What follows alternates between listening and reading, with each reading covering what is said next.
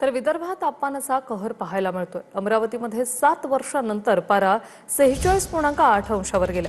पुढील काही दिवस तापमानाचा इशारा देण्यात आलेला आहे आणि आज आणि उद्या अमरावती जिल्ह्यात तापमानाचा ऑरेंज अलर्ट आहे।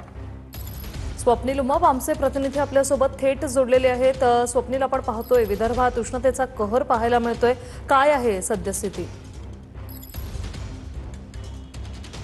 नक्कीच वृषाली, आपण जर पाहिलं तर कालचं अमरावतीचं तापमान 46.8 अंशावर गेलेलं होतं। 7 वर्षाचा रेकॉर्ड जो आहे तो तापमानाचा काल उष्णतेने जे आहे ते ओलांडलेला आहे।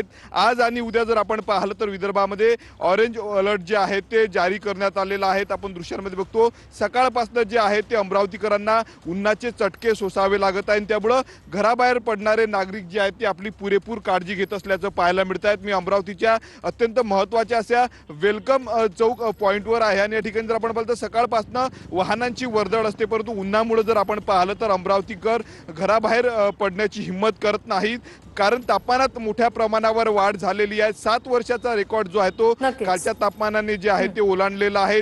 आगामी 3 ते 4 दिवस अशाच नक्कीच पद्धतीचं तापमान स्वप्नील, राहणार धन्यवाद तुम्ही दिलेल्या या माहितीसाठी।